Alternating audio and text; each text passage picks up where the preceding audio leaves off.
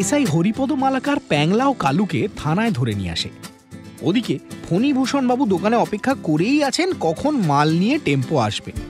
হঠাৎ করেই খালি টেম্পো দোকানের সামনে এসে হাজির হয়। গাড়ি থেকে ফটিক নেমে ফণীভূষণ বাবুর সামনে এসে দাঁড়ায়। ফণীভূষণ জিজ্ঞেস করে, এই কি রে ফটকে, খালি টেম্পো নিয়ে এলি যে? ফটিক বলে, সে কথা আপনার সোনার ছেলেকে জিজ্ঞেস করুন না দাদা। এই কেন রে, কি আছে? আপনার ছেলে তো আমাদের সঙ্গে যায়নি, ফদ্দটাও নিজের কাছে রেখে দিয়েছে। ফণীভূষণ অবাক হয়ে বললেন, এই তো ফোনে বললো যে তোদের সাথে আছে, মাল লোড হচ্ছে। তাচ্ছিল্যের হাসি হেসে ফটিক বলে, দাদা সত্যি আপনিও পারেন বটে, জানেনই তো প্যাংলা আপনার ছেলে। এই কথায় খানিক রেগে গিয়ে ফণীভূষণ বলেন, কি বলতে চাইছিস, কি বোঝাতে চাইছিস? আমার ছেলে মানে? ফটিক পাল্টা প্রশ্ন করে, ওমা আপনার ছেলে নয়? ফণীভূষণ বিভ্রান্ত হয়ে বলেন, হ্যাঁ আমারই তো ছেলে। ফটিক বলে, সেটাই তো বলছি, আপনি শুধু শুধু ভুল বুঝছেন দাদা। বড্ড বার হয়েছে তোমার, সেটা পরে দেখছি, পরে। আগে প্যাংলার কাবাডি নিয়ে হ্যাংলামোর খবরটা নি, তারপর তোমার হচ্ছে। ফণীভূষণ প্যাংলাকে ফোন করে। কলটা রিসিভ করেন এসআই হরিপদ মালাকার। ফণীভূষণ কে ফোন ধরেছে তা না জেনেই বলতে শুরু করেন, এই হারামজাদা ছেলে, বাবার সাথে চ্যাংড়ামি, আজ বাড়ি এসো, দেখাচ্ছি মজা। এসআই ফণীভূষণকে বলে, শোনো, আমি থানার এসআই বলছি। আজ আর বাড়ি যাওয়া হচ্ছে না আপনার ছেলের। কেস পুরো জন্ডিস, কাল কোর্টে চালান করা হবে, তখন দেখা যাবে। ফণীভূষণের সন্দেহ হয় প্যাংলা হয়তো নিজের পিঠ বাঁচানোর জন্য গোটা ব্যাপারটা সাজিয়েছে। তাই ফণীভূষণ বাবু বলতে থাকেন, এই তুই নিশ্চয় কালু না, গলা নকল করে এসআই সাজছ তুমি? দে প্যাংলাকে দে ফোনটা। 420 কোথাকার। এসআই কাঁদো কাঁদো সুরে বলে ওঠে, কি মুশকিল বলো দেখিনি, আমার কেউ বিশ্বাস করতে চায় না। আরে কাকু বিশ্বাস করুন, আমি এসআই হরিপদ মালাকার। ফণীভূষণ রেগে গিয়ে বলে, আর তুমি হরিপদ মালাকার, আমি তাহলে শাহরুখ খান। আরে দূর মশাই, আপনি রাখুন তো, কোর্টে গিয়ে ছেলেকে ছাড়িয়ে আনবেন, যান। এই কথা বলে এসআই কলটা কেটে দেয়। ফণীভূষণের কেমন যেন খটকা লাগে, মনে প্রশ্ন জাগে, আচ্ছা যদি লোকটা সত্যি এসআই হয়ে থাকে? ফর্দ, খালি টেম্পোর ফিরে আসা, ছেলের মিথ্যে কথা বলা সব ভুলে গিয়ে 70-এর দশকের আদর্শ বলিউডি পিতাতে পরিণত হন ফণীভূষণ। তারপর মনে হলো একবার থানায় যাওয়া দরকার। যেমন ভাবা তেমনি কাজ। 47 বছরে কখনো থানার পথ মারাননি ফণীভূষণ বাবু। গেটে দাঁড়িয়ে মিনিট 10 ভাবার পর এগোতেই দেখলেন সামনে দাঁড়িয়ে এক গার্ড। তাকেই ফণীভূষণ জিজ্ঞেস করলেন, এসআই সাহেব কোথায় বসেন জানো? হাতের তালুতে খৈনি ডলতে ডলতে গার্ডের জবাব, কুর্সি মে बैठते हैं, কুর্সি মে। আরে না না, আমি সে কথা জিজ্ঞেস করিনি, আমি জিজ্ঞেস করছিলাম যে উনি কোথায় বসেন। দেখেন আপনি নিজে বলছেন কি ও কথা জিজ্ঞেস করিনি, আবার ওই কথাটাই জিজ্ঞেস করছেন। আমারা জবাব একই আছে, চেয়ারে বসে, কুর্সিতে বসে। বিরক্ত হয়ে ফণীভূষণ বলে ওঠেন, আরে তোমার মাথায় মুন্ডু, মরকট কোথাকার, সরো এখান থেকে। এই কথা বলে গার্ডের পাশ কাটিয়ে থানা চৌহদ্দির মধ্যে ঢুকে পড়েন ফণীভূষণ বাবু। গার্ড কিছু একটা বলার চেষ্টা করছিল ঠিকই, কিন্তু ফণীভূষণ বাবু তাতে কর্ণপাত করলেন না। থানার মধ্যে ঢুকেই এক পুলিশ কর্মীকে জিজ্ঞেস করাতে তিনি এসআই এর রুমটা দেখিয়ে দিলেন ফণীভূষণ বাবুকে। দরজার কাছে দাঁড়িয়ে যাবো কি যাবো না করেও শেষে এসআই এর ঘরের দরজা ঠেলে মুখ বাড়িয়ে ফণীভূষণ জিজ্ঞেস করেই ফেললেন, স্যার আসবো? এসআই কিছু একটা লিখছিলেন, মুখ তুলে তাকালেন, তারপর জিজ্ঞেস করলেন, আপনি? এবার ঘরের ভেতর ঢুকেই পড়লেন ফণীভূষণ। তারপর বললেন, আমি ফণীভূষণ। বাবা এমন ভাবে বলছেন যেন বিভূতিভূষণ, তো কি চাই? ফণীভূষণ বলে, আমার ছেলে। এসআই বলে, নাম কি? ফণীভূষণ জবাবে বলে, ওই যে বললাম ফণীভূষণ। এসআই বিরক্তি প্রকাশ করে বলে, আরে দূর মশাই, আপনার ছেলের নাম কি? ফণীভূষণ বলে, আগে পরিমল দেবনাথ। ও তাহলে আপনি পরিমলের বাবা? আপনাকে তো কোর্টে যেতে বলেছিলাম, এখানে কেন? ফণীভূষণ বলে, স্যার ওকে ছেড়ে দিন আজকের মতো, আমি কথা দিচ্ছি ও এরম কাজ আর করবে না।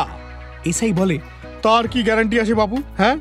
বলিউড ছবি দেখে আপনার ছেলে নিজেকে সঞ্জয় দত্ত ভাবছে, হাসপাতালে গিয়ে হুজ্জুতি করছে, অথচ আপনি সুনীল দত্ত হয়ে নিজের দায়িত্বটা পালন করতে পারছেন না, এ কি করে হবে? ফণীভূষণ বাবু মাথা নিচু করে থাকে। নিজের ছেলের বেয়াদবি কোন বাবার কাছেই বা গর্ব হতে পারে। এসআই বলে চলেন, হ্যাঁ, ফোনে তো তখন বড় বড় বুলি বেরোচ্ছিল, এখন চুপ কেন? হ্যাঁ, এইভাবে ঘাড় নিচু করে থাকলে পার পেয়ে যাবেন ভেবেছেন? ফণিভূষণের চোখ ফেটে জল বেরোতে থাকে।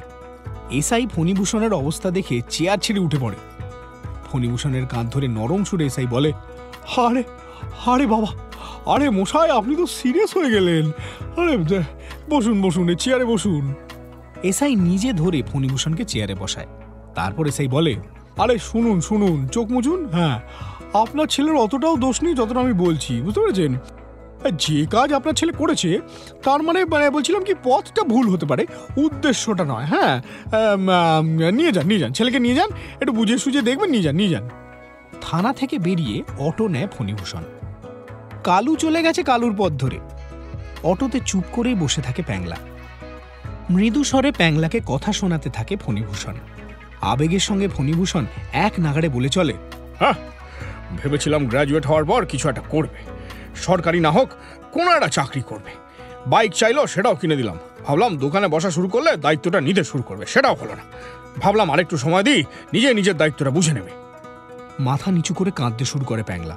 ফণিভূষণ তখনও লক্ষ্য করেনি। ফণিভূষণ বলেই চলে, তোমাকে সময় দিতে গিয়ে বুঝলাম যে আমারই আসল দায়িত্বটা পালন করা হয়নি। কমতিটা কি সেটা এখনো জানতে পারিনি, সেটা বললে সুবিধা হতো, নিজেকে শুধরে নিতাম। কথাগুলো শেষ করে প্যাংলার দিকে তাকান ফণিভূষণ। দেখেন প্যাংলা মাথা নিচু করে কাঁদছে, চাপা কান্না, কোনো শব্দ নেই। ফণিভূষণ বলে, আরে এ কি, তুমি কাঁদছো যে? প্যাংলা কাঁদতে কাঁদতেই বাবাকে জড়িয়ে ধরে।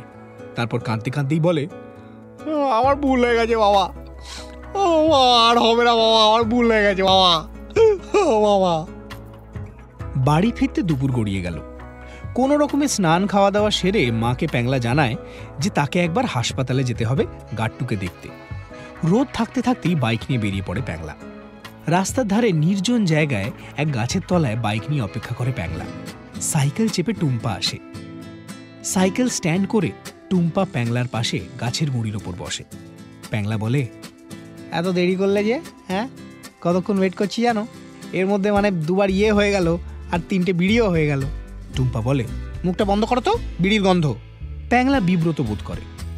টুম্পা বলে চলে, আর শোনো, রোজ রোজ এভাবে ডেকো না তো, কাজ থাকে। গায়ের রংটা তোমার মতো হয়ে যাচ্ছে রোদে বেরিয়ে বেরিয়ে। প্যাংলা আবার বিব্রত বোধ করে। পরিস্থিতি সামাল দেওয়ার জন্য বলে, হ্যাঁ, গত বছর জন্মদিনে যে ছাতাটা গিফট করলাম সেটা নিয়ে তো বেরোতে পারো। উত্তরে টুম্পা বলে, ওটা ছাতা না ছাতার মাথা? পাশ থেকে কোনো একটা ছেলে শীষ দিলেও ছাতাটা উল্টে যায়, যেমন সস্তা মন তেমনি সস্তা ছাতা। টুম্পাকে শান্ত করার চেষ্টায় প্যাংলা বলে, আয়া ঠিক আছে, এবার ভাবছি তোমার ব্র্যান্ডেড কিছু একটা কিনে দেবো। চুপ করো, আর বলো না তো।